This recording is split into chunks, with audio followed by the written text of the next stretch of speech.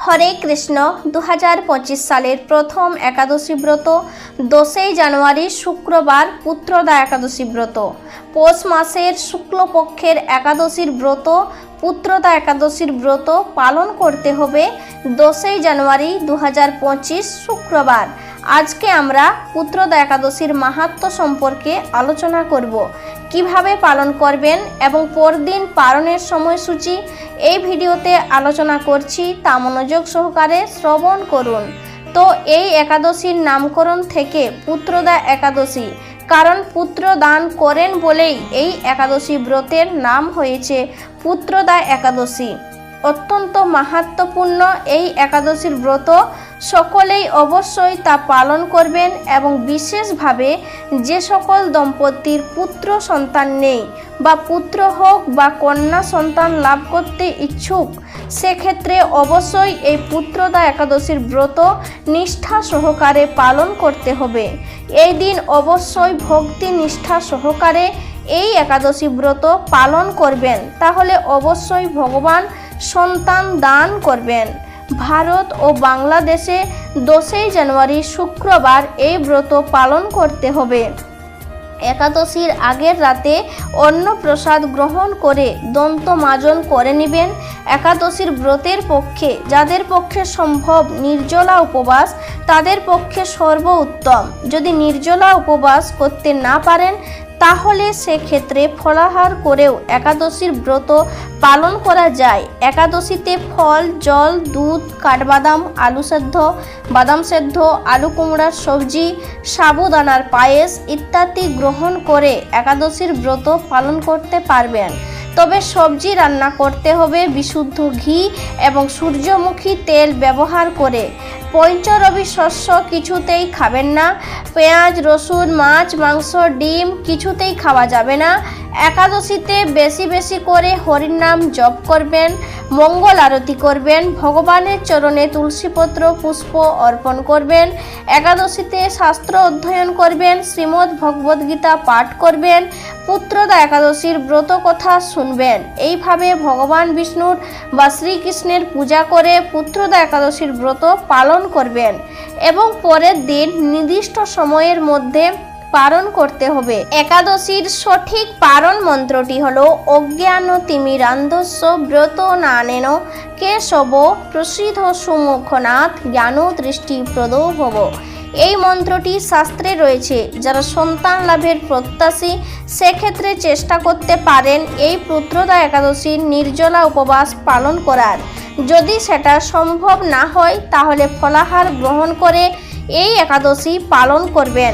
ভগবানের সেবা পূজা করবেন, ভগবানের চরণে নৈচূড়া বা অধিক তুলসীপত্র অর্পণ করে প্রার্থনা করবেন।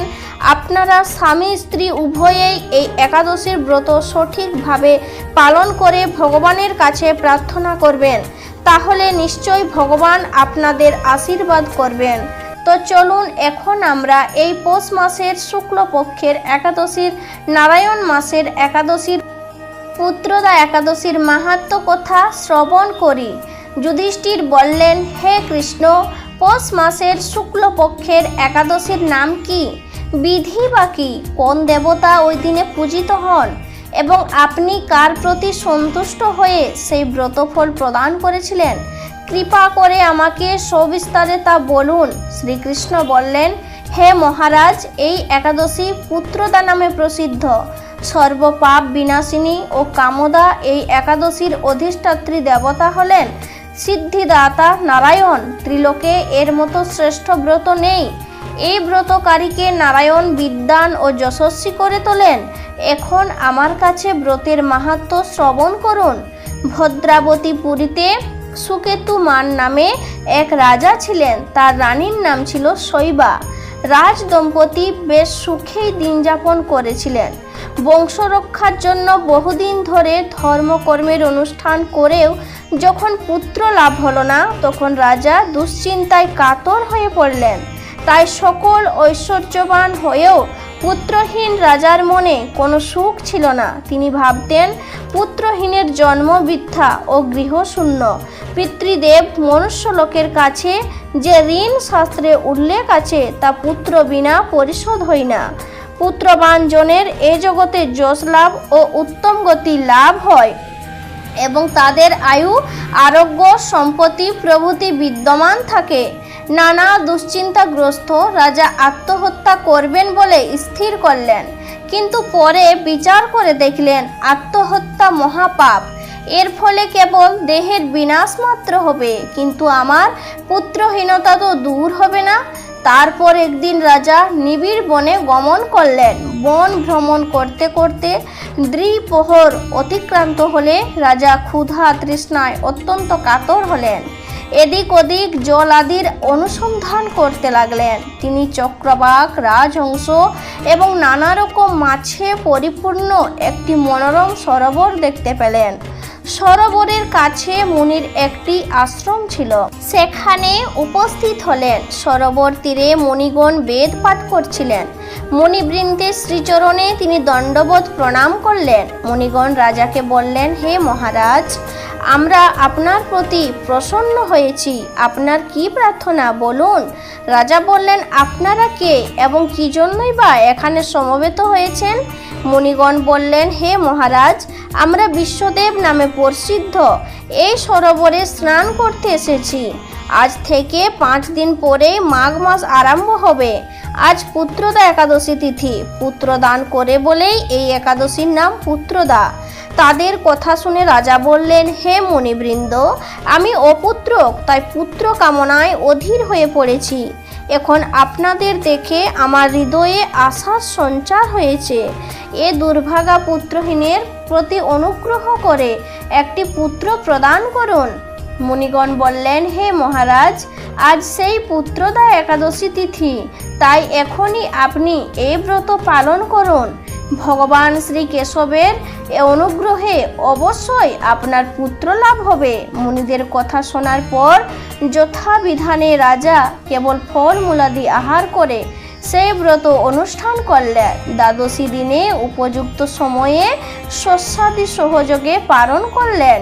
মুনিদের প্রণাম নিবেদন করে নিজ গৃহে ফিরে এলেন। ব্রত প্রভাবে রাজার যথা সময়ে একটি তেজস্বী পুত্র লাভ হলো। হে মহারাজ, এ ব্রত সকলেরই পালন করা কর্তব্য। মানব কল্যাণ কামনায় আপনার কাছে আমি এই ব্রত বর্ণনা করলাম।